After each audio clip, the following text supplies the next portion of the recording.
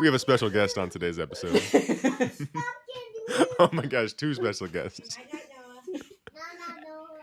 Hi, buddy. Oh my gosh. Good night, buddy. I love you. We're going to have to cut this damn kid a royalty check now that he's shown his face.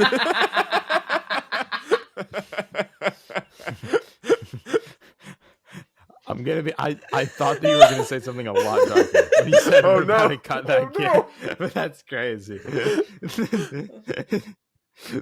you're like, you gotta cut that kid. I was like, ah. And then you ended it with a royalty check, and I was like, oh jeez. Okay, fellas, I think that's how we start the episode right there. Honestly.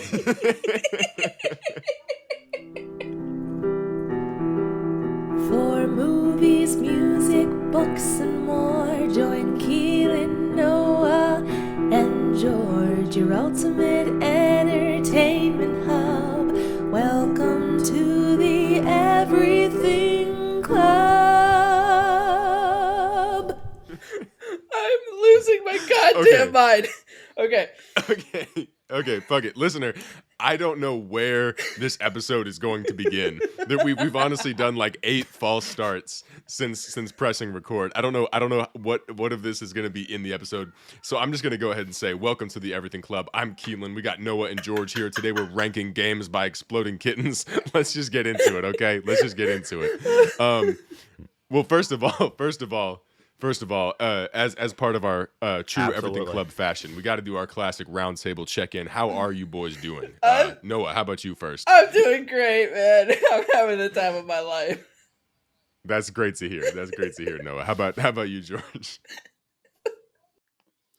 Keilan, I'm doing absolutely fantastically. All right, everything is going very well at the moment.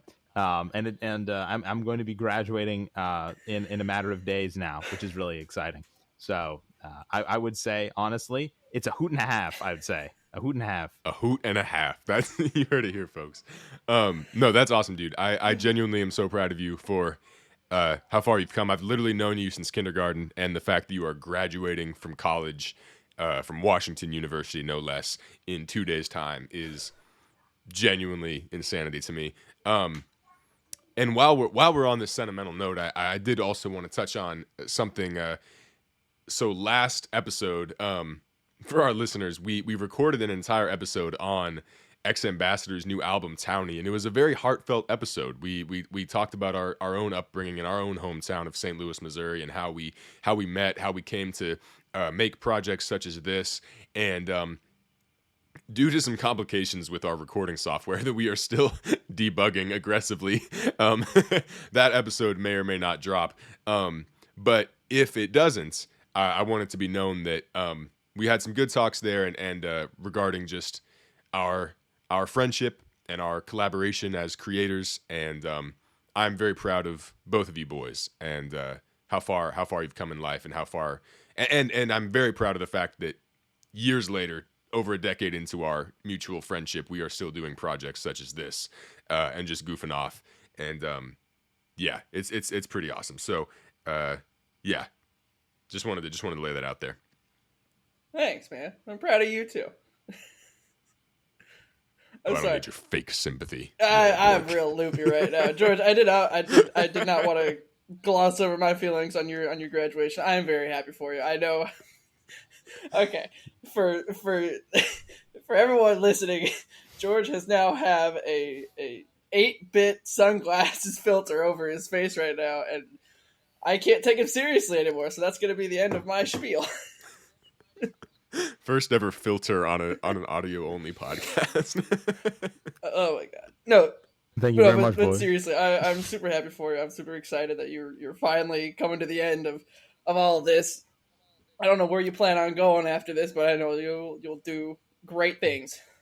Oh, thank you very much. Thanks very much, boys. I really appreciate that. I wish everybody else the best as well. Very proud of everybody on this call. It is crazy to see how much everyone has learned and grown like throughout, because we've known each other for a very long time. So it's always fun to see how far the group has come. Absolutely. And listener, we are proud of you too. All right. we are proud of you. Whoever's listening to this at this moment, you specifically, we are proud of you and how far you've come. All right, now let's get into Exploding Kittens. This has been a tenet of our friendship for many years. I mean, we've been playing Kittens. I mean, this goes way back. Goes way back. I mean, Kittens has been around. I mean, we've been playing it since middle school, I think. So first things first, what we want to do is come up with our own unique ranking system, and we think we're going to stick with about 4 tiers here, so that we don't get too complicated for you listeners. Not to insult your intelligence, just that you can't see any visuals, so it's going to be harder to keep track. So we want to leave it at 4, probably. All you guys listening are just fucking idiots. Can't count past 4. I don't know if I would agree with Keilan. I think that our listeners may have some base intelligence out there. But, Okay. I also believe a 4-tier system. It makes a lot of sense, and it makes sure that that everything is simple but also robust enough to give you guys a good understanding of where we feel on a lot of these subjects. Absolutely. Okay, so first of all, do we want a category for games that we just haven't played, or do we just leave those completely out of the discussion? do we even give any thoughts to their general premise, or do we just kick those to the curb? I think we have to review those the most rigorously. No, I'm kidding. I would. I after a good bit of initial thought, I think that one of our categories should definitely be like every day, or like games that we would play like whenever available, like something you just grab off the shelf, be like the go-to game. Okay. Another category could probably be like ones that we had just never touched before, because even if we look them up online, it is not the same experience as actually like going out and playing them yourself. For sure. I would have difficulty kind of reviewing, especially these kinds of games, which are a little bit more on the experiential side rather than just like this, like a strategy game or something like that. Right. I think that a lot of these games rely on the experience of playing it with other people and things like that. So I would say, in general, I would have a category that says never played before. I think that's okay. I feel like if we do that, would we count that as one of our 4 categories? Because that would only give us 3 other categories to separate every other game into, which kind of defeats the whole purpose of having 4 categories if we can't even use one of them for games that we've already played. Well, I guess it depends on this. Are we ranking, like, what is our metric for ranking these games? Are we ranking them by how frequently we would want to play them? Because you mentioned, George, that the top category might be something you would play every day. But that's different, because I think there are some games that are absolute masterpieces that I wouldn't necessarily just play on any given day, possibly because of how long they take or how much of a commitment it is. So are we ranking by how likely you are to bring it out at a game night, or are we ranking it by overall design and enjoyability? What do we think? I was thinking about this, like when we originally talked about this, like the game night situation that you were talking about, like how likely would I be to be like, yeah, let's play that game at a game night? I think that's a great metric. I like that. Okay. What do you think, George? I think I can appreciate the game night metric. I think there are some things that it won't capture though. Right. For sure. Because I would play different games with different people. For sure. So I'd say that if we were doing the game night metric, we might want to control a few variables and say, we would make a couple of assumptions about like the audience of the game and things like that, just to make sure that like the analysis kind of remains a little bit more consistent.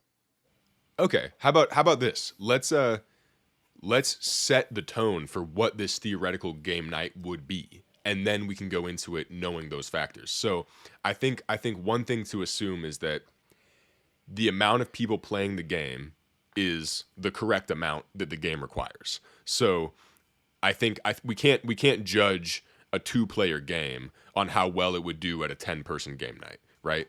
So we have to assume that at that game night, the number of people playing is the correct number of people for that game, right? Yeah. Okay. And then and then I think in terms of in terms of engagement or like the type of people who might play said game, what type of mix of people do we think? Are we thinking this is all friends? Are we thinking it's a mix of friends and family? Are we thinking it's some people who love games, some people who are just maybe first time game night attendees? What's the demographic of this game night? I wouldn't go family game night, because there's definitely games that are absolutely hilarious and enjoyable that I would not play with my family. Yeah, for sure. It's just NSFW kittens. Just being complete. Oh yeah, as an example, yes. Yeah. Just being completely honest. So I'd say it's probably just a group of friends that you know, probably between the range of casually and very well. Okay. I like that. Okay. But what about as far as their general interest in games? Because you have some people who like us just love games. Like we get together to play games. Some people will really only do a game if it's presented to them. So are we assuming that these are all people who are here with equal interest in game playing? I mean, it's a game night, so. Well, I've hosted many a game night. I've hosted many a game night where not everybody there is as invested in the games as I am. It's hard to be as invested in the games as you are, but that's true. That may not be a great point of comparison. Okay, so everybody's there with the intention to have fun and play some games. Right. So, okay. So we've just defined a game night. All right, let's go. One criteria that we could do is like how late in the night we'd be willing to play it. You know, like did they make on a scale of 1 to T-Rex? They did, yes. Like that wouldn't be like a late night game. You know, you would want to play that way more like earlier on. So well, as one to would not argue disturb your neighbors. Right, but if you let's say if you live in a place, if you live in your own house, let's say, and the neighbors can't hear you, I think that'd be an amazing late night game. I think hilarity would ensue. But let's it's say something that we could consider. Yeah, well, that's a factor to consider. What if we set the game night at 9 p.m. So that okay, yeah, everyone's leaning on the tired side. A little bit of loopiness might be present, but it's not so late. It's not so late that people are delirious, unfocused, or at risk of disturbing said neighbors. Gotcha. I like 9 o'clock. Okay, 9 o'clock game night with all of the factors we just listed out. I think we're ready to go. Oh wait, no, we haven't even come up with the freaking the other 3 tiers besides haven't heard of it. Okay, so I think tier 1, like best, is game night classic, yes. Right? It's coming out. You gotta have it. If everybody's there and this game is there, like you're gonna be like, yes, we're playing this game. Game night classic, I think, is tier 1. What do we think is tier 2? Damn it, you stole the good one. Maybe if we have time for it. I'd probably tier 3 is definitely like I bought it once, and we'll play it, and then like it doesn't really get played again. I think that's probably tier 3. Tier 3. How about tier 3 is sure, why not? Like it's like we haven't played this one. Like nobody's really played this one before. You want to play this one? Oh, sure, why not? You know? Like try it out. Yeah. How about that? Yeah. Yeah, try it out. Okay, so what's in between that? In between classic and sure, why not? I think if we have time for it, it's honestly pretty good. I think it encapsulates like the energy of like you see it on the shelf and you're like, we're familiar with it. Yeah. Like we've done that one before. Like it wasn't like it's not like anybody reached for it, but it's a good game and people could jump. It has its merits. How about that? It has its merits. Absolutely. It has its merits. I like that. Okay. I think the 4th category could be could just simply be like either it's ones we haven't heard of or ones that we own but just are not going to get played. I think those could honestly be in the same category, like Yeah. a collecting dust category or something like Ooh, that. I like collecting dust. Yeah. Yeah, We've established our category system. we now have game night classic. Right after that, we have it has its merits. After that, we have sure, why not? And then lastly, we have collecting dust. All right. Slash So don't know. I'm gonna run through. Yeah, exactly. Collecting dust either in the back of our game cupboard or on a store shelf that we just haven't bought it yet. Um, so I'm gonna run through the ones that I think we haven't played. If any of you have played one of these, please Right. correct me. And but if not, it's going in the collecting dust category. My Parents Might Be Martians. Anybody played that? Nope. No. Okay. And I will say also that this is not necessarily a slight to any of these games that we have not purchased them. Some of these I think I just haven't even heard of until I looked up this list today. Because I generally purchase Exploding Kittens games when I see them. So have you guys played You've Got Crabs? That was actually an OG Exploding Kittens game that I just never played. Have you guys played it? I have seen it on the store shelves, but I have not. I've not played it. Okay. No. Okay. I think the reason I didn't get it is because it's a 4-player game, and oftentimes my game nights consist of 3 people, so just like us 3. So, okay. So there's You've Got Crabs. There's also You've Got Crabs, the Imitation expansion, which is funny now that I know. Hey George, remember Zaya telling us about the imitation crabs? You remember that? Now I get it. I do remember that. I still remember my crab was a good crab. Yeah, my friend Zaya did a presentation where she assigned us each what crab we would be. It was a good time. Anyways, the best worst ice cream. Nope. I Want My Teeth Back. Nope. Hurry Up Chicken Butt. Nope. Exploding Minions, the Despicable Me licensed version of Exploding Kittens. I mean, if it's just the same as Exploding Kittens, I feel like we can say we've played it if it's the same. No. gameplay. It's its own thing. It's Exploding Minions. There are different Okay, rules. then no. Yeah. I mean, I personally haven't played it, but George seems to know about it. I know of it, but again, I haven't played it, so we'll put it in the haven't played pile. Okay. Without fail, I'm a Little Crabby. Nope. Here's one that I haven't played, surprisingly. Exploding Kittens Good versus Evil. Have you guys played this one? If you don't have an Exploding Kittens expansion pack, I probably haven't played it.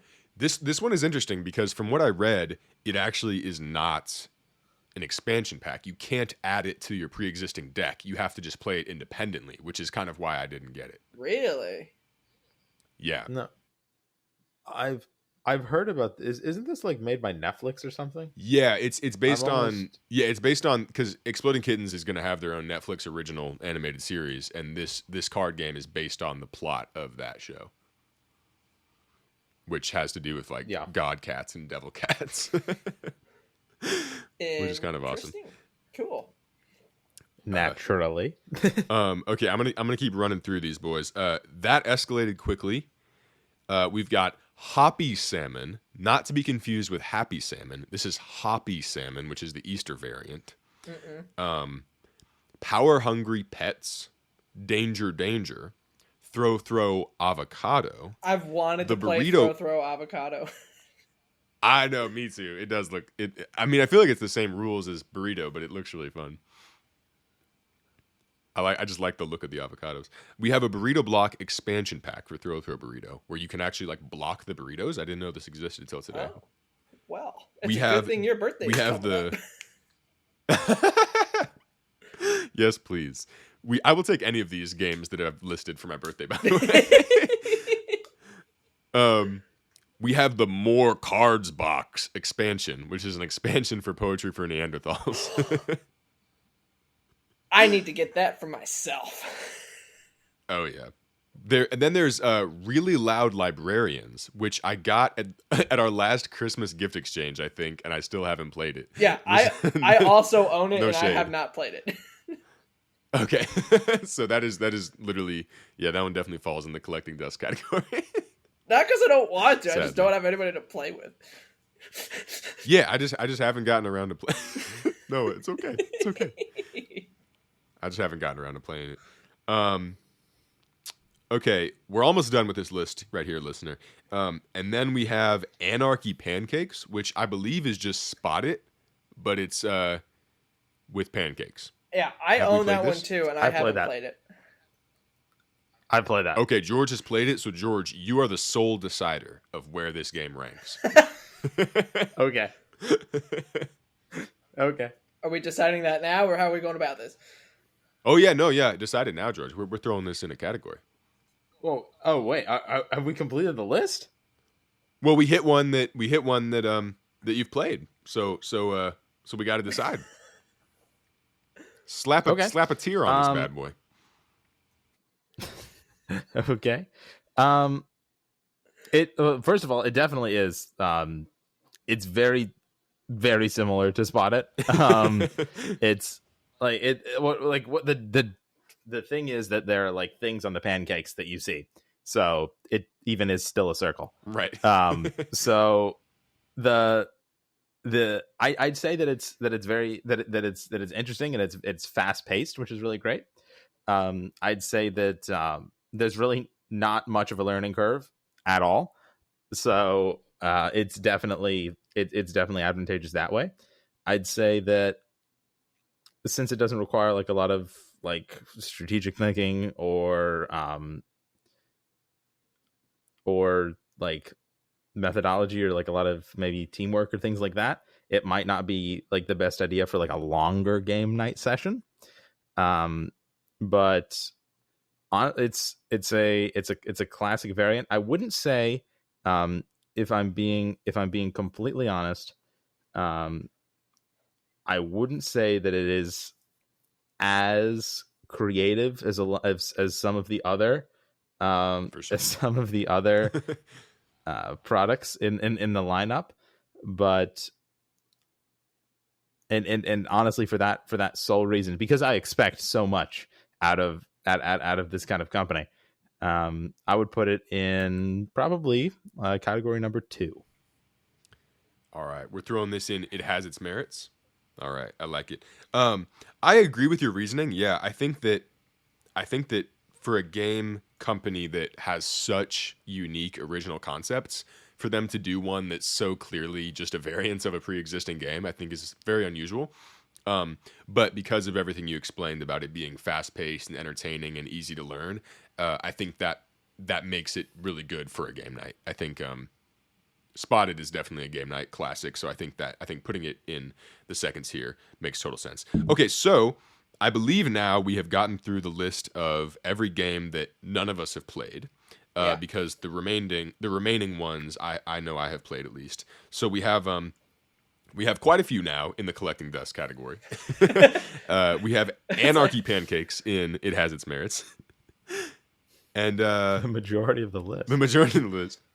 So next up, I want to ask you boys about Hand-to-Hand Wombat. So, in case the listener hasn't played it, this is one that involves stacking blocks while everyone has their eyes closed, and you have to build towers. And one person in the group is trying to sabotage everyone else's towers without revealing themselves. I think it's super fun. Personally, I love it. I've enjoyed it every time I've played it. But I want to leave it. Noah, why don't you share your thoughts, because I know we've played this a couple times. Yeah. So it's the type of game where you have to figure out who's the odd one out. And I have Right. found out that the more I play those types of games, the more I don't really enjoy them, because more often than not, I'm a terrible liar when I'm put on the spot like that, and so I just get found out immediately. So for me, I don't necessarily look forward to playing it, but if I'm outvoted with who wants to play it, I'll participate. Interesting. So You would you personally throw this in a sure why not? Or would you Yeah, throw this in I think I collecting dust? I wouldn't go that far. All right. That would be, I mean, that would be pretty intense, Noah. I don't know if we could handle that. I know. It'd be a stark contrast to what you want. Okay, from personal experience, I'm gonna say I would put this one in. It has its merits. I think it's a well-crafted game. I think it's clever. I think it's original. I also the lying games where you have to pretend that you're not the odd one out. Those do get very intense. I personally enjoy them, except for when I get caught lying and then I'm mad and then I don't want to play anymore. See, now you get my perspective. But I have played this with each of my gaming groups. I've played this with you guys, I've played this with my parents, and I've played this with my friends in Chicago. It is definitely not a game night classic. I don't bring it out every game night by any means. But I personally would very rarely be opposed to playing it. What do you think, George? I could not tell you how much I admire this game. I think that it's creative in a way. I think it's creative in a way that was very unexpected for me. When I first started, I think that it provides a significant amount of entertainment when you're playing it. I would echo a lot of what you guys said. I don't think that it's a game night classic. I think that it is maybe. If you imagine like a garnish or a spice that you would put at the very end of an already incredible meal to add something extra, add something flavorful, and add something to make every bit that you've just experienced for the rest of the game night even more impactful. And I would honestly compare it to more of a very creative flair than a main course. And for that reason, I would personally put it, even though again, I would not play this on every single game night as the main activity. I think that the game night would every single time be better for having it on there. So I would put it honestly into category 1, but that's my vote. Interesting. Well, then I feel like then we split the difference and put it in the middle. We put it in. It has its merits. You see how he just manipulated us into getting what he wanted, George? You see that? He was like, "Well, I guess we'll just split the difference. It's fine." Noah said 3. George said 1. We put it in 2. It's simple. But yes, it's all going Noah. according There's to plan. There's an extreme amount of manipulation going on. I don't know if I don't know how we feel about this, listener, but this, I mean you have to be hearing what's going on right now, because a lot of gaslighting going on. Gaslighting is very intense. It's very intense. It's a lot of gaslighting going on this call. It's horrific and hard to look at, but you know, it's okay. Next game. This is interesting. I do want to say before we proceed that ranking it with the game night metric is really interesting, because some of these I would put in like the highest category just purely by my personal enjoyment of the game. Mm-hmm. I would probably put Wombat in the top category by my personal enjoyment, but with the game night metric, this is a different thing, and I will stick by the game night metric. I like this. I like this scale. Speaking of scale, next up we have on a scale of 1 to T-Rex. We just played this very recently, Noah. Yes, I freaking love this game. I have such a good time going all out, like wherein the floor is lava or something like that. I wish we would play this more when we have our game nights. I really do. So I think just purely based on that feeling, that's kind of the pinnacle of game night classic for me. Listener, on a scale of 1 to T-Rex is a game where you have to perform various tasks to different intensities on a scale of 1 to 10, and then match with people who are performing their task to that same or a similar intensity. It is very funny to see people doing all these different actions on various points on the scale. Like when we did it recently in Chicago with my friend group, and it was like be French was one of them. And seeing people try to be French on a 1 out of 10 scale versus a 10 out of 10 scale was pretty hilarious. So I will say though, that game, Noah, that game was great with that group, but Yes.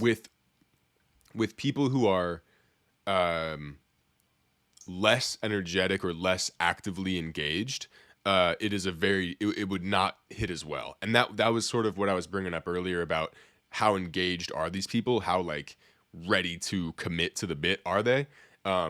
Because with literally this game requires you to perform actions at a 10 out of 10 scale. And so like if you're not ready for that, it might, you might not be cut out for on a scale of 1 to T-Rex. What do you think, George? I could not tell you how much I admire. No, I'm kidding. I would honestly say that I agree. I agree with Keilan very very much here. I think that this is a game that requires a lot of buy-in. I think that people need to sit down and say, we are playing this game right now in like a very like in a very intentional way for this game to even remotely work. I don't think that I think it's very similar to another card game, The Mind, in that way, where you have to you have to sit down, and that has to be the primary activity, and it's not and everyone's doing a good amount of analysis on each other's actions as well as doing the actions themselves. And I think that I personally would say that that this game is it's creative, it's interesting. I love the different avenues, and I would say that because I play with people that are on the more energetic side, right? But I would say that one of the marks of a good game is its ability to be played in a little bit more of a casual manner. Just so that if everyone is not, especially if it's 9 p.m. something like that, maybe like something's going on tomorrow, something like that's happening. I would say that a game like this, it requires a good amount of energy, and that leads to higher highs but also lower lows, because when there are people who are tired, then the game will definitely be affected because of that. So I would honestly put this game in category number 2. And also not just energy, but also shyness, how willing you are to act in front of people, because I think we all definitely have friends and know people who they will shy away from the charades type games where they have to be sort of put on the spot in a way. And granted, this game doesn't put you on the spot because everybody's acting at once, but I think there is a level of comfort you want to have if you're doing these crazy actions. So right. I think that there are a few factors that bring this game down from tier 1 to tier 2 for me, despite how much I do love it. So I would agree with George, and I would put it in, it has its merits. Do you agree with that assessment, Noah? Yeah.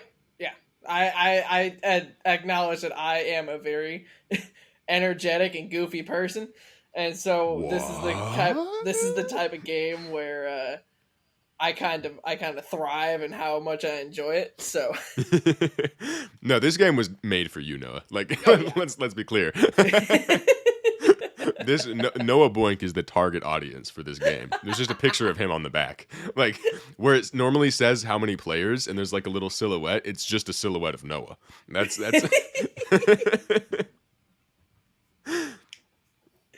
All right, fellas, we got a big ticket item coming up. All right. Yeah. We have the classic, original, Exploding Kittens. With no expansions, mind you. With no expansions. We're talking the raw dog Exploding Kittens. I still think it's classic. I think so too. It's unequivocally, like that is the game of the game night. Absolutely. I couldn't put into words the amount of amazing memories that this kind of a game has allowed for us. It's absolutely a classic in my mind. Tier absolutely. 1. Yep, that was easy. The only thing that has made this less of a classic in rotation is the sheer number of expansion packs, that now what used to be a game that could be done in 20 minutes is now a game that can be up to 2 hours. That makes it more of a time commitment, and therefore people are oftentimes dissuaded from playing it because they know, like, oh, this is a commitment, but if we're talking the classic original Exploding Kittens, we're talking, no expansions, just the game's gonna last maybe half an hour. I think it's simple, it's fun, it's effective, it captures everything that we love about this company. Yeah, I can't sing its praises enough. Exploding Kittens is a classic. Now, have you boys played the Exploding Kittens Not Safe for Work edition? I don't know. I believe with you, yes. So the thing is, Keilan, do you own it? I don't own it, but I have played it on a couple of the Morrissey Lake trips with my cousins. I think I might be remembering something like that.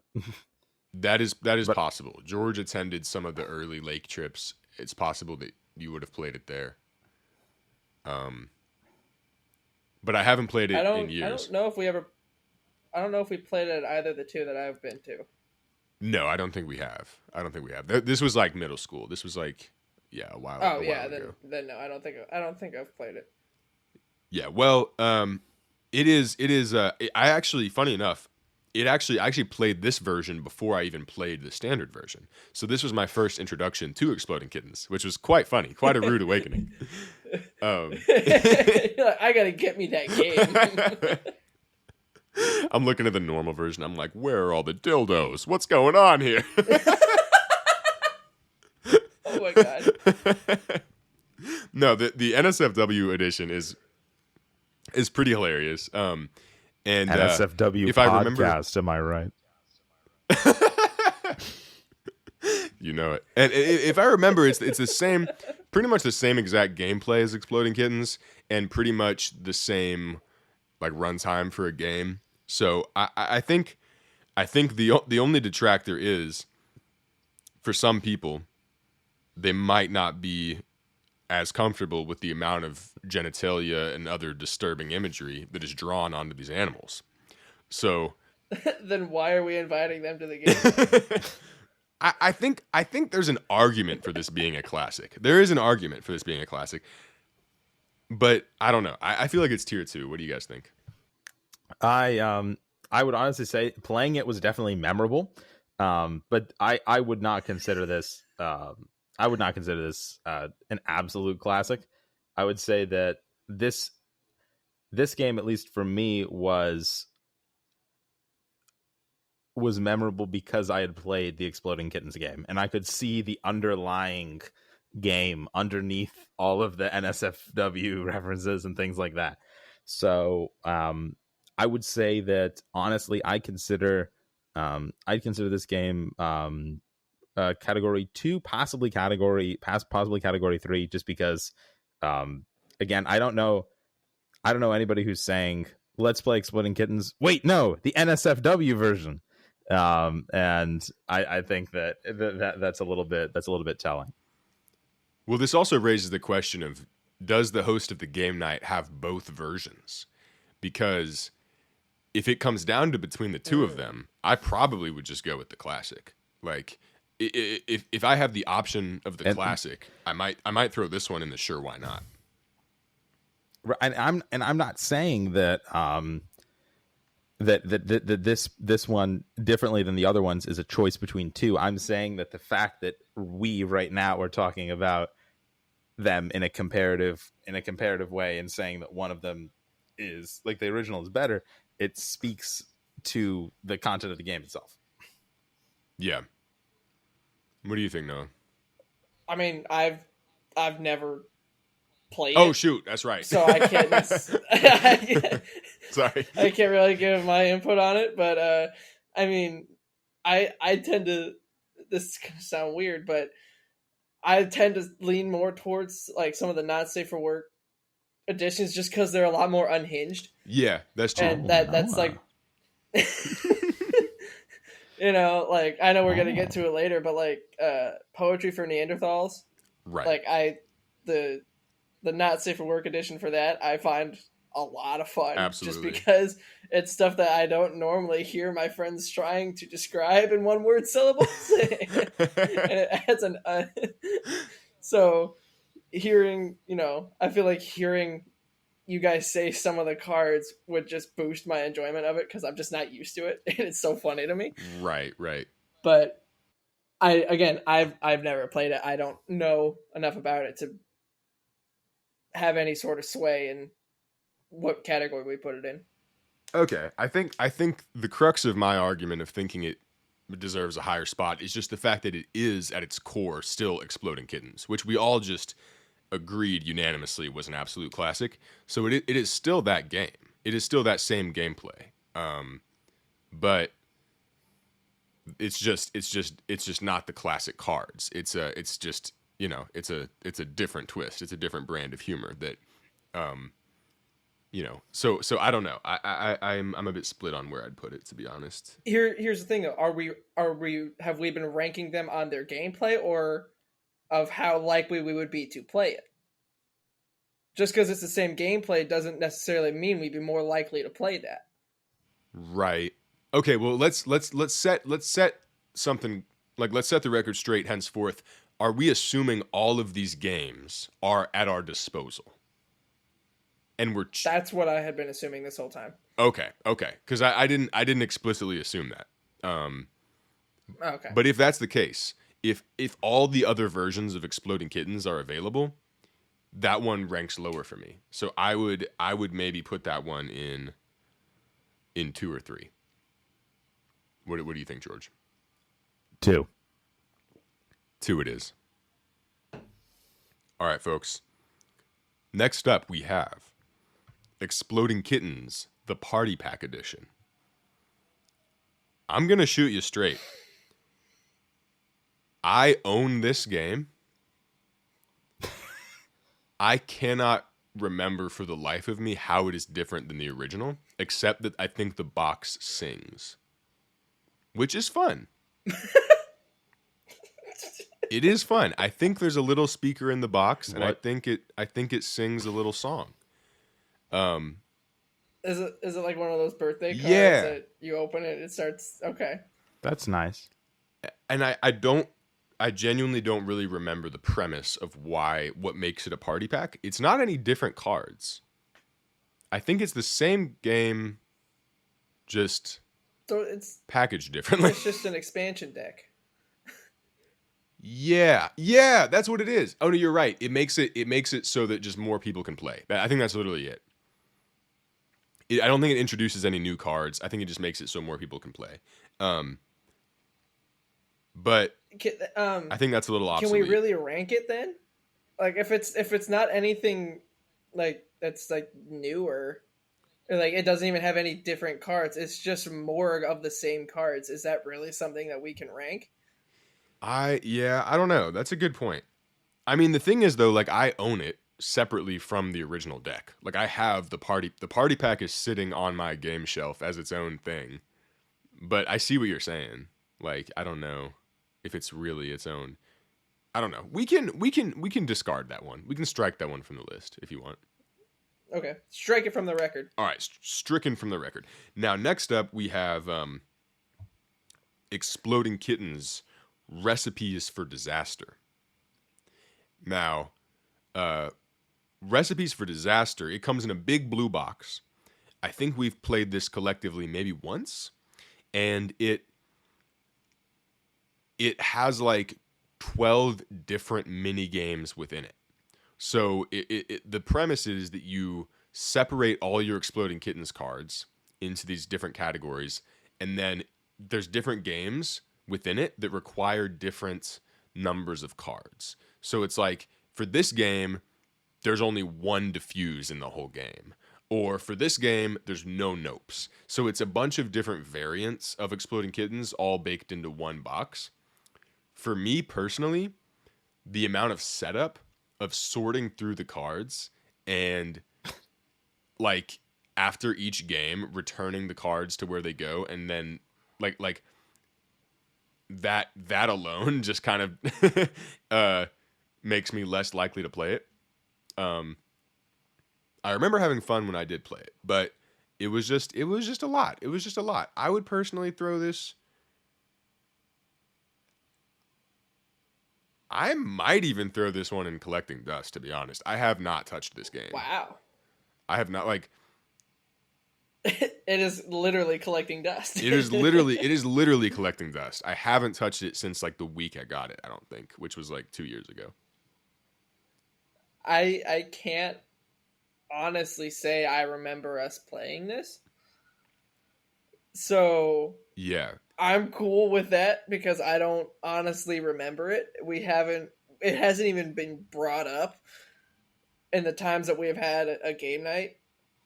Okay. So yeah. Collecting dust is fine with me. It's a large box. I don't bring it on trips or anything. And it's like, if you're gonna bring it out at a game night, you have to relearn all of the rules. You have to. It's always a learning curve every time because you just don't remember every little mini game. Which for me, I like with standard Exploding Kittens, you can just dive right in. I know the rules. I don't even have to touch the instructions. You can just go right to it. But this one, yeah, I need to revisit it. It probably does have some merit, but as of now, it is literally and figuratively collecting dust. I would probably say that this is exactly what we were touching on in the very beginning, where we said playing the game is a different experience, and the experience of playing this game looks great on paper. It's taking it's adding something to a game that we love, and it should be absolutely fantastic. It's just the actual experience of playing the game is where things fall short. I would agree with everything that you guys would say. I would honestly put this in tier 3. Yeah. Tier 3. Tier 3, you say? I put it in tier 4. Oh yeah, I forgot. Collecting dust is tier 4. Tier 4. There we go. Okay, now, fellas, this is one of my personal favorites, Exploding Kittens. So yeah, Exploding Kittens was, as far as I recall, the first official expansion pack released, and to me, this was a game changer. I mean, it introduced a card, arguably more powerful than the Exploding Kitten. It introduced the Imploding Kitten, which there is only one of, and the second person to draw it is instantly killed, no takebacks, no diffuses. I think that is a pretty powerful card. I love it. I love the design. Oh, yeah. I think it's awesome. This one also introduced the Cone of Shame, which technically, admittedly, I haven't really used that since I first started playing it, but it was really funny. That was a funny era of actually using that in the gameplay. But I think the Imploding Kitten is pretty cool. What do you guys think? George, I'll let you go. This is one of my absolute favorite expansion packs to any game, I think, ever. The way that it added so much to the gameplay with a extraordinarily minimal addition to like the complexity of the setup or how you had to think about the game while you were playing it. It was entirely it added so much, and it costed so little. I would put this in an absolute tier 1 for me. Yeah, I agree completely. I mean, of all of the expansion packs that we have, and I say that Keilan has for Exploding Kittens, this is the one that is like the most, well, it's a staple. Like, absolutely is a staple of the game. So I can't imagine playing a regular round of Exploding Kittens without having the Imploding Kitten in there. Exactly. I would not play Exploding Kittens without this expansion pack, unless it was somebody's maybe literal first time ever playing like any variant of Exploding Kittens. I might do the classic just to introduce them, but then I would very quickly want to throw the Imploding in there. I also just looked it up. Yeah, so. And the other cards in this deck are also classics. Like, I think we need to give some flowers to Alter the Future. What? Alter the Future, Draw from the Bottom, Reverse, and the Feral Cat, which is like the wild. Those have become so integral to the game, and they were so seamlessly integrated. Like, they make so much sense those are such perfect additions. Like there's I love all of those. I didn't even realize those weren't in the original deck. So yeah, I completely agree with what you just said. Yeah. Oh my gosh. Yeah, because the original only had See the Future, didn't have Alter the Future. Wow. Yeah, and it only had skips, no reverses. So yeah, but those they all make total sense. Like it's very easy to adapt to having those in the game. Yeah. Yeah. Okay, so yeah, imploding. We're putting in tier 1. Yeah. Game night classic. I agree.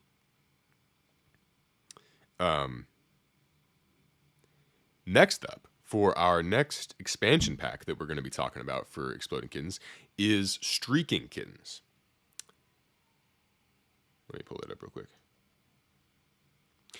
Now, Streaking Kittens. Remind me which one. Yeah. Yeah, this one included the Streaking Kitten was a new card that was added that allows you to secretly hold an exploding kitten in your hand. That's right. Without having a diffuse, and you can hold on to it. But if somebody draws it, then it explodes and you die. Oh no! If someone draws it, it explodes and they die. But then if you there's basically it's like it can blow up on somebody else or it can blow up on you. But you're holding it in your hand, and you don't have to diffuse it. So that's an interesting addition. I generally don't include that if I'm playing with like any new players. Like imploding is easy to teach people, but to also throw that one in is, I think, a bit much. This one also includes Super Skip, which I think is a good card. Garbage Collection, Catomic Bomb, which puts all the exploding kittens on the top of the deck. That one's pretty fun. And then Mark. Oh, fuck. Mark I think is a fun card. Not essential, but it's like you said, George, it's like a nice garnish, you know? It's nice to have, but it's not like, you know, you could do without it. Was that the end of the list of cards? Yeah. Oh, sorry. Yeah. That's the end of the list of cards for that one. So where would you rank that one? What do you guys think? I'd put it a solid 2. I wouldn't say that standalone it's enough to it's enough to warrant classic category, but it's definitely a fun addition and it spices up the game. Mm-hmm.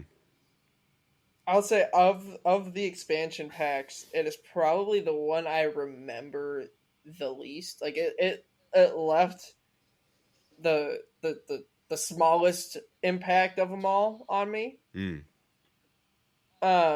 Like it's just some of the cards didn't feel like they fit as seamlessly as it did with Imploding Kittens. Right. So, I mean, 2 or 3. I'm cool with. I agree. I'm also kind of 2 or 3. I think 2 is fair. Well, fellas, next we have the Barking Kittens expansion pack. Now, this one, I don't know what I don't know what this is. I would say 3. Yeah, I would also say 3. Honestly, I do own it, but I almost always just leave out the Barking Kittens. There are certain cards in here that I keep in my deck, but the Barking Kitten itself I do not use. I think it's just a little too complicated. And when you already have the Exploding Kitten, the Imploding Kitten, and the Streaking Kitten, you don't really need another kitten. That's, I feel like that's just overkill. No. Is Barking Kittens the one where there's like 2 of them, and if you're holding both in your hand, then yeah, it's something like that. Special happens? Yeah, I think it's that one. This one has... I actually remember playing this one. Yeah. This one has the Tower of Power. It has the hat. I love the Tower of Power. This one has some creative cards for sure. But I would throw it in 3 personally. I'm cool with 3. Yeah, I'd throw it in. Sure, why not? I don't really. Yeah, it's. I mean, when the main card is not is like too complicated for me, then I feel like it. Yeah. Okay, then we have Zombie Kittens. I don't know if you boys have played this, but it's literally Halloween themed Exploding Kittens. I think it's a hoot and a half, personally. Oh yeah, it's a hoot and a half. Yeah,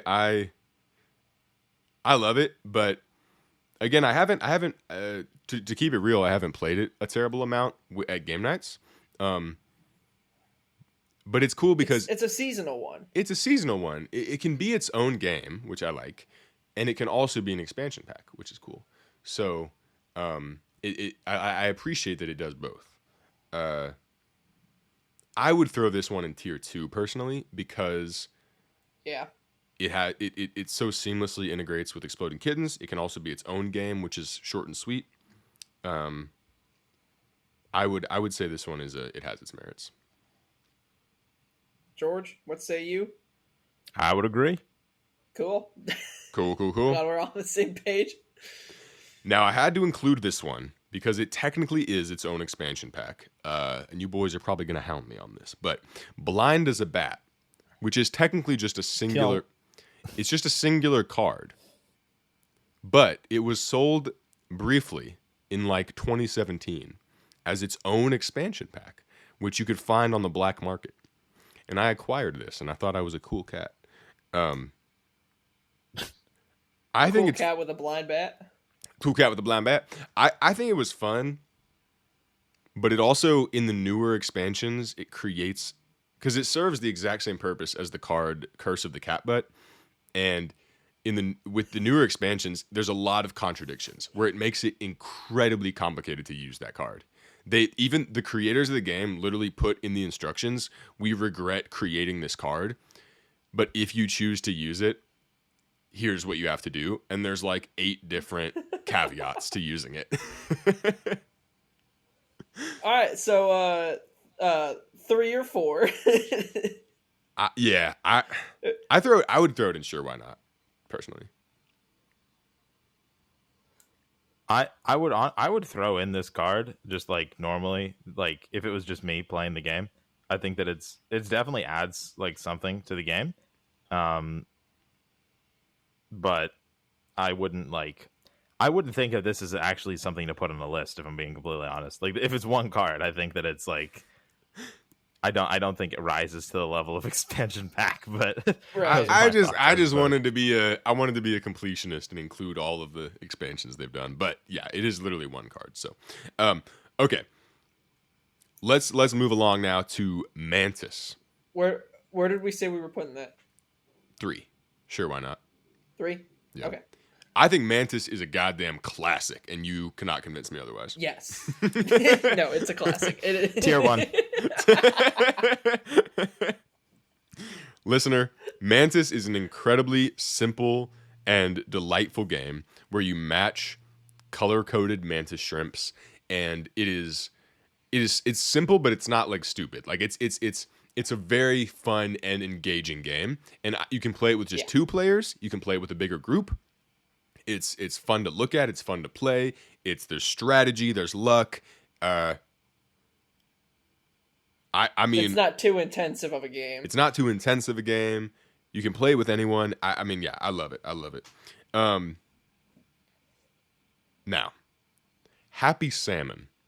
George, you may recall one fateful evening on the floor of Camille's dorm in Milwaukee, Wisconsin, we played Happy Salmon, and the rules made quite literally no sense. It was actually, I think that I've never really said this about a game. If I'm not mistaken, if I'm not just stupid, I think the rules of the game didn't work. I think it just didn't work. Am I wrong? So this is probably one of the I might have been doing this. We might have been doing this very wrong, and we did a good bit of fact finding as well to make sure that we weren't doing it wrong. But this is probably one of the worst gaming experiences I've ever had in my life. This game, the way that it made absolutely no sense. It acted extraordinarily detrimentally to my experience. And I would honestly create a different category for this one if possible. Different Category 5. Category 5. Like a hurricane. That we can classify it as quote danger. And that category would be for certain games which make us which fit in this kind of realm. That's a hysterical and accurate analysis, and it's unfortunate because it's such a adorable packaging, and maybe we did something wrong. Maybe we were missing a page of instructions, but it seemed like such a simple premise, and yet it was like something where like you just couldn't win. Like there were several scenarios where just no one would win, and we'd all just be sitting there. Exploding Kittens manufacturers, if you're listening to this, please fill us in on how to play Happy Salmon. Next up, we have one that we all know and love. This is Throw Burrito.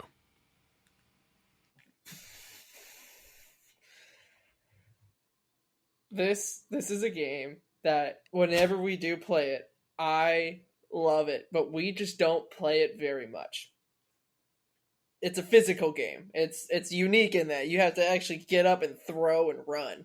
Right. Sorry, go ahead. No, go ahead. I was just gonna say some filler words.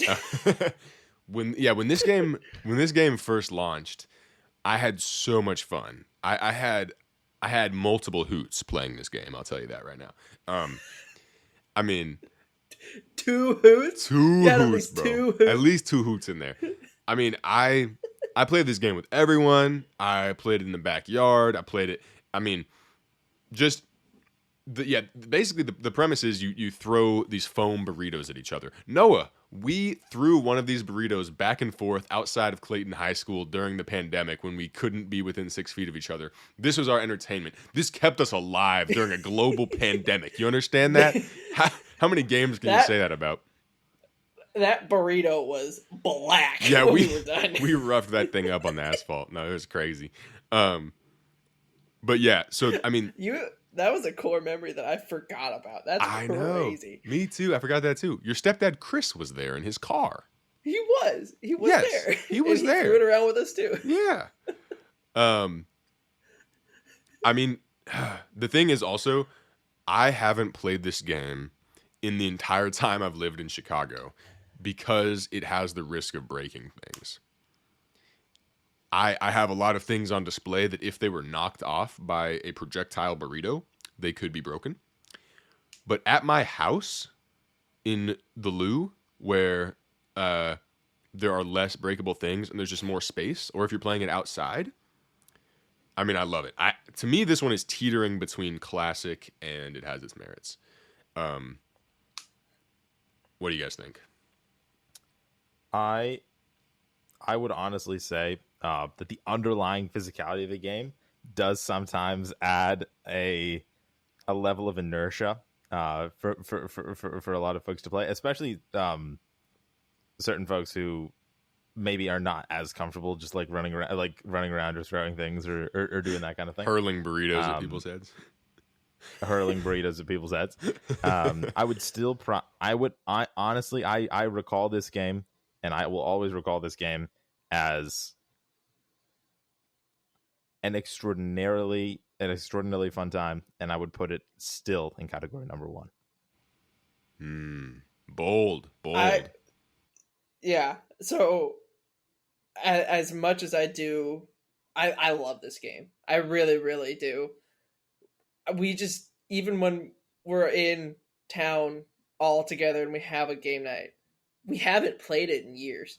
This is true. I don't know if we can really call it a classic if we haven't all played it together when we have the chance. This is true. It's sad because this is one of the OGs. This is, I think, maybe like their third game that they made. You know, I think it was... Really? I mean, it was one of the early ones. I was a Kickstarter investor in this game. Like, no joke. Like, what? My dad and I, with a Kickstarter account, we partly funded this game. We got like our name on the there was like a collector's edition box where they printed the names of all the Kickstarter funders, and we were on there. Like that's Hell yeah. I saw this game being birthed, you know, in real time, and I saw the burritos being birthed, and so Yeah. You gave birth? indeed, this is correct. He is the father. I am the father. So that being said, it is a classic in my heart, but is it a game night classic? I don't know. It might have to go in tier 2. It really hurts to do that, but I think that's the right decision. It does. I have so much love for this game. I have so much love for this I know. game. Yeah.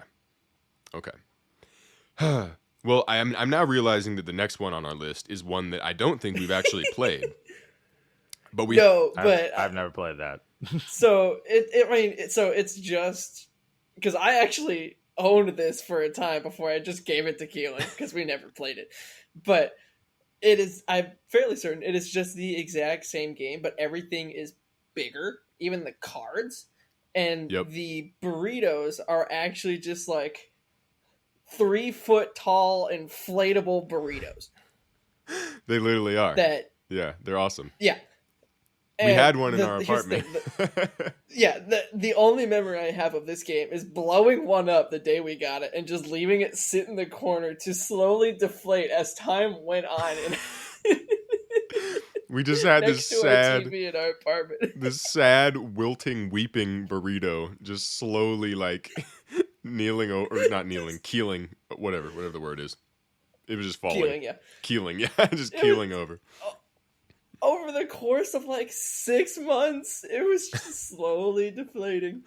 It was hilarious. So, honestly, I love it, but it quite literally collected dust, and I don't think we've ever actually played it. Yeah. So.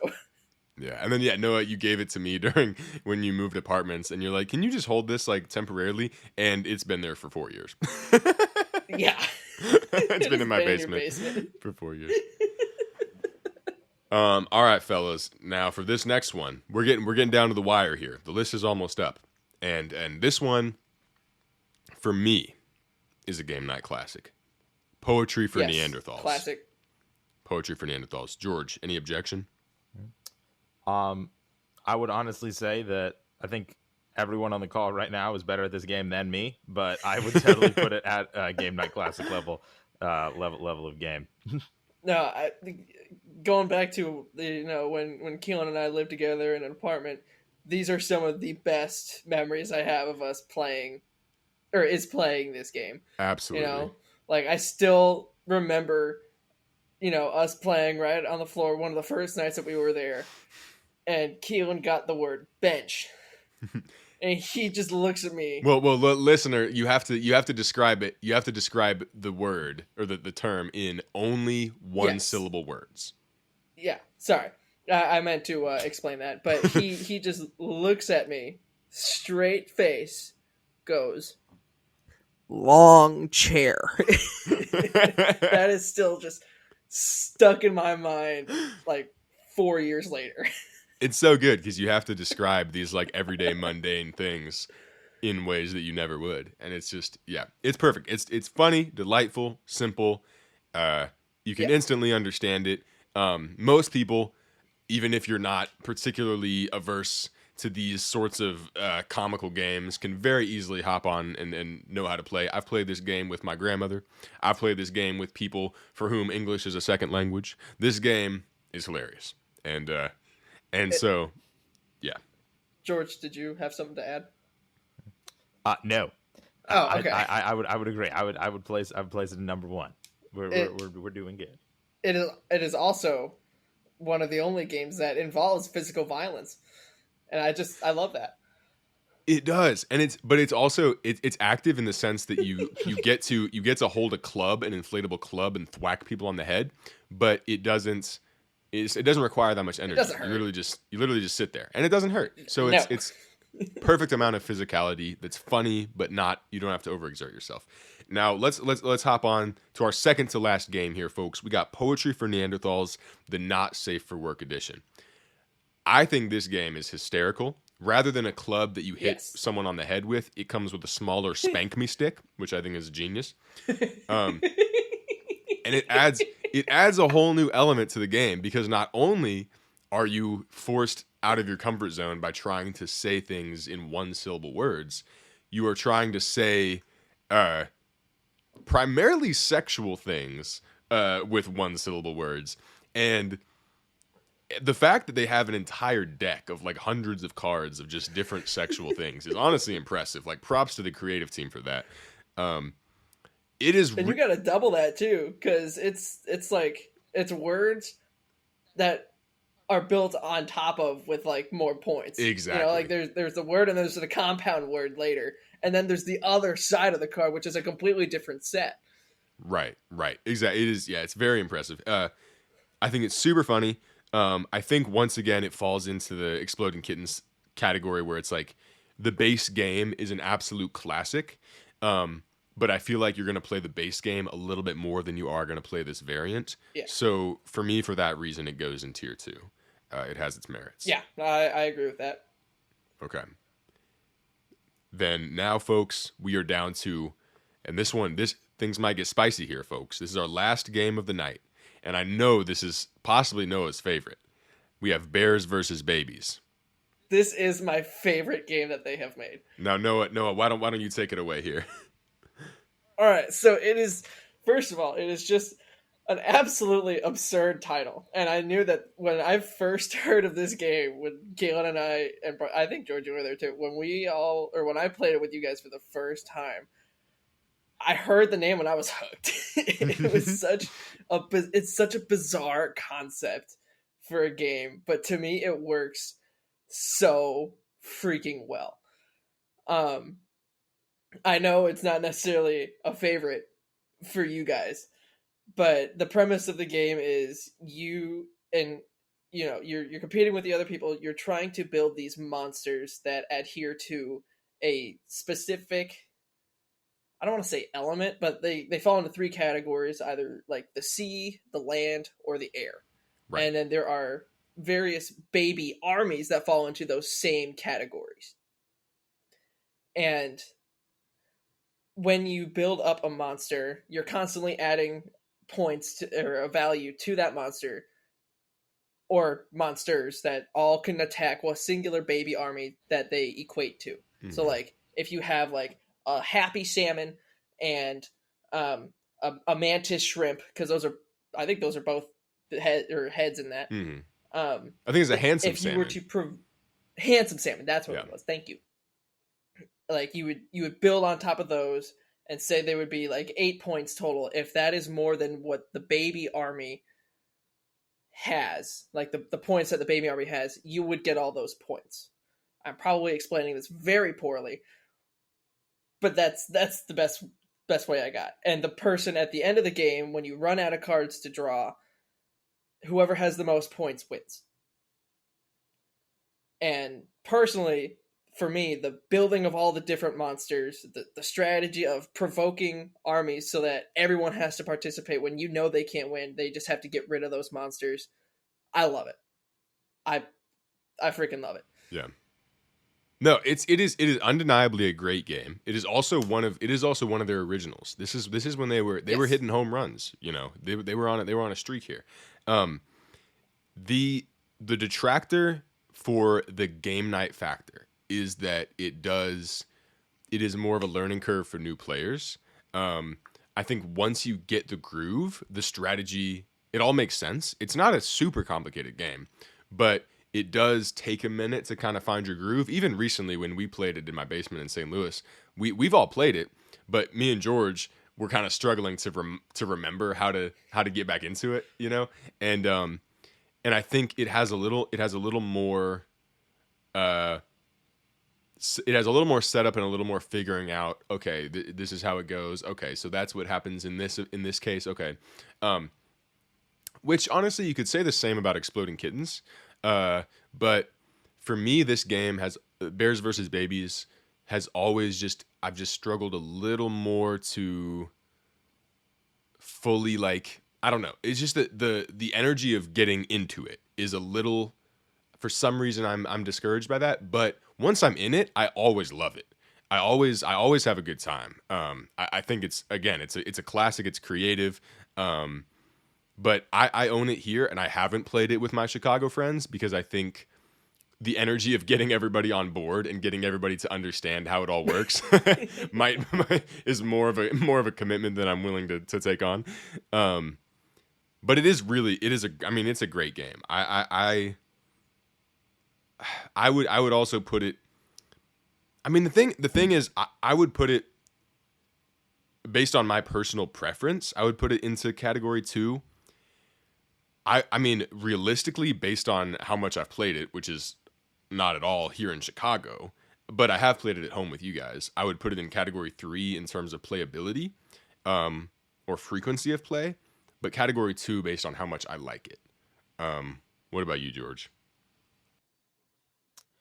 I would say Noah's love for this game makes me want to put it in a higher category than I think that like based purely on personal preference I would probably say. And I think that the reason for that is largely that there's a lot of strategy to this game. And there's a lot of like intricacies in how it works. That I still struggle with like to this day. And the way usually in games with like a strategy component, I can usually think a couple of steps ahead, and I can think about how things would work and like the different avenues that things could go in. This is a game that I don't know if I haven't played it enough or that the rules are inherently a little bit more complicated. But I haven't really wrapped my head around that yet. I don't have that intuitive understanding of the next step that I should take or the next thing that I should do. Which I don't necessarily think is a bad thing, but it's definitely something that makes that, I think Keilan said it well, the inertia or like the initial kind of step to step into the game a little bit higher for me. So I would say overall, I think that the concept's unique, and I think that the game has a strong cult following, mainly by people named Noah. So I would put this strongly in category number 2. I think 2. Yeah. I think we can agree on 2. I think that makes sense. I knew going into this that I would be, I'm 1 in a million when it comes to how much I adore this game. So I that's what I expected, and I accept it. I think that's a fair assessment for that one.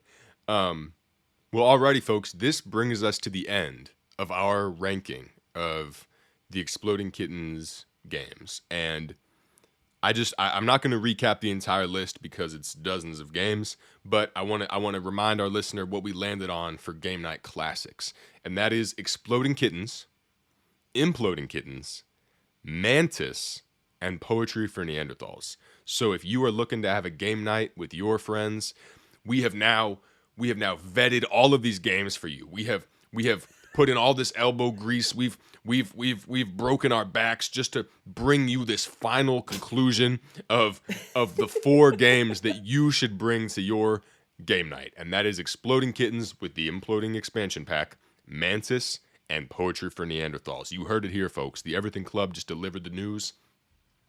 That's right. All right. With an honorable mention to Throw Burrito. Yes, with a very honorable mention to Throw Burrito. And if you can projectile proof your play space, bring Throw Burrito in there. Come on, guys. If it's an outdoor game night, then yeah, Throw Burrito, bring it in there. Alrighty, folks. As always, we have gone way over time, but it's been delightful, and yeah, thank you, boys, for ranking all of these with me. I'm surprised in some ways with our results, but very satisfied with them. And hopefully we genuinely did let our listeners know what game they should bring to their next gathering. So yeah, thank you, boys. Yeah, Absolutely. I had a wonderful time. I found out a bunch of games I didn't know about before. So yeah, we've effectively created my birthday list is what we did tonight. So I expect pretty much. Yeah. I expect to be receiving most of those ones we haven't played yet, boys. We should play Throw Burrito when I'm in town. I'm town. give you crabs. No, please. Yeah, we haven't done that in a minute. Yeah, please. No, we should do burrito when I'm in town. That'd be super fun. Yes. Yes. Can we do outdoor burrito? Oh yeah. Oh, the big. Like finally Extreme. break that out. We should actually do that. I've never played it. Yeah, let's do that. Let's do that when all my friends are in town. That'd be hilarious. My Chicago friends. Yes. That would be epic. Yes. All right. Peace, love, happiness, boys. You all take care. Bye, everybody. And listener, please let us know what you thought of this new episode format in the comments. Thank you all very much for listening. Yes, we know it is different from what we're normally doing, but I mean, I had a lot of fun doing it. I would love to find new things to rank in the future. Yeah, thank you everybody for listening to us ramble on for an hour and a half about card games. I love adult life. All right, you guys take care. It's great. Best, yeah. Bye. Yeah. This is I'm fumbling this one. All right, be well, listener. We'll see you on the we'll see you on the next episode.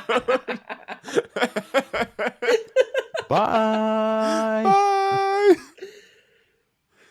Goodbye. Hi there, listener. So George just left the call because the episode ended. So naturally, that's what he would do. Noah and I stayed on, and we were talking about these games, and we were looking at the website, and we realized that somehow there's a couple of these that I forgot to put on the list. I don't know how I missed them. One of them, most notably, honestly, I should have gotten them too. It's crazy. One of them that I want to throw out is A Little Wordy, which is one of my favorite games. I love this game. Some people don't like to play it with me because I'm a writer and I'm pretty good at word games. I mean, it's not to toot my own horn here, but I kind of dominated that game. Except actually with George. George actually kicks my ass at this game, and I don't know how he does it. He once used all 11 of his tiles to make the word hoodwinker, which I don't know how he did that, but anyways, A Little Wordy for me is a classic, but it might have to go in It Has Its Merits because it is a 2-player game, and it's not like for a game night. It's, I don't know. What do you think, Noah? Yeah, it's not really fit for parties. Right. Like with our criteria, it being a game night, we're assuming we're gonna have a group of people. It's not one that you can just be like, hey, let's all play A Little Wordy. Yeah. So I think it has its, or you said It Has Its Merits. Is that? Yeah, It Has Its Merits. Yeah, tier 2. Yeah, I think that works. Cause I think we we established that with this game scenario, we are assuming that it's the correct number of people. But even in that case, even if it's just like a 2-person game night, that one is harder for me to convince people to play. And not even just because like I'm a word game guy, but just that like a lot of people just generally aren't. They just don't gravitate towards word games. I think it's really fun. I have a few people like my cousin Josh who I play this with every time I see him, and it's like one of our classics. But then I have people like my girlfriend Camille who detests this game with every fiber of her being and claims that I cheat at it. So because of this dichotomy, we'll put it in the second category. Noah, you want to take over for a game of cat and mouth? Yeah. So a game of cat and mouth is one, like, probably my second favorite game that they have made. It is unlike all of their other board games, or all of their other games, really, because the box is the board. What you are doing is you are trying to fling you have a set of balls, and you're trying to fling them either through the cat's mouth. You get all your balls on the other side of the cat's mouth, or knock 3 little teeth balls that are in the mouth onto the other side, or you knock the very hard to hit nose ball that's like right in the middle of the face onto the other side. And all 3 of those scenarios you win, and it's first person to win like 6 rounds or something, I think. I think a big reason why I love this game was because I immediately started kicking your ass. Yeah, this game. It was immediately absurd, Noah. It was actually ridiculous, and I still hold resentment and animosity because of this. I let it be known. Let it be known that the way that you immediately won, because there's like I forget exactly how it works. But there's like one particular spot where if you hit that, it's like instant extra points. like the nose, The nose. the nose, The yeah, nose. yeah, the nose of the cat, Yeah. and. I mean, if you listen to my description, I explained it all, but it's fine. No, I was just seething with rage. I wasn't listening to a word you were saying though. I was just clenching my fists, just like wait till this man brings up how good he was at that game, so I can. No, it was actually like crazy. You hit the nose like every time.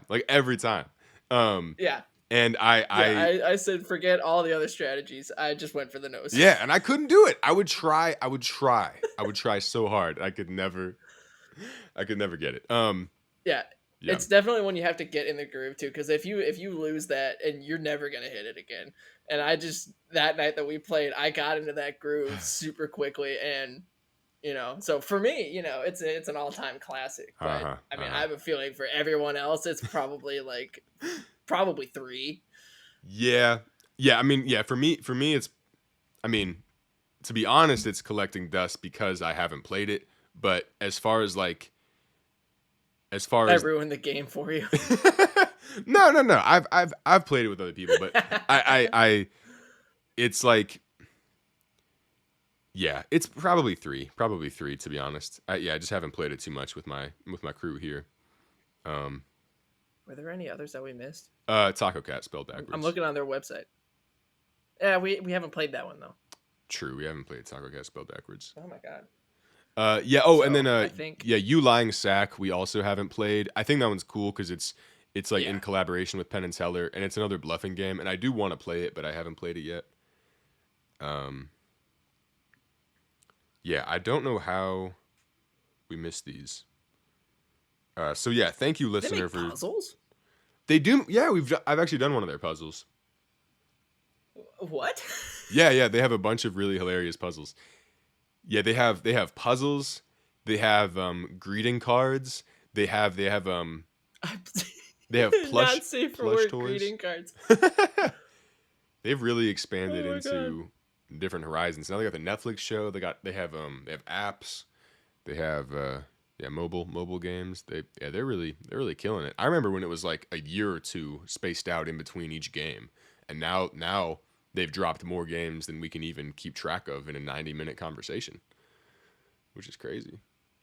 Wait, what? Did we hit on Power Hungry Pets? Yeah, we did. Okay. Yeah, I haven't played that one. Yeah, I think that does it for. Oh, did we do Really Loud Librarians? We addressed that we haven't played it. Okay. Yeah.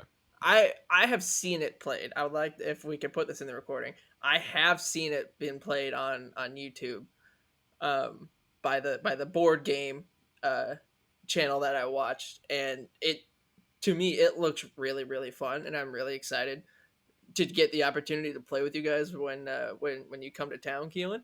Oh yeah, let's do it. So, I have a feeling that will be probably a tier 2. Okay. So I would like to put it on the record that I am predicting that Really Loud Librarians will be in tier 2. Okay. For us. Yeah, I'm excited to try that one. All right, dude. Yeah, we've been. Also, my audio is probably really messed up because I'm much closer to my mic now than I was before. Oh, that's fine. I'll adjust it. No worries. Okay. All right. Yeah. Well, thank you, listener, for listening to this little epilogue that we did last minute. Yep. Yeah. All right. See you on the next episode of Everything Club. Yep. Thank you guys for sticking around this long.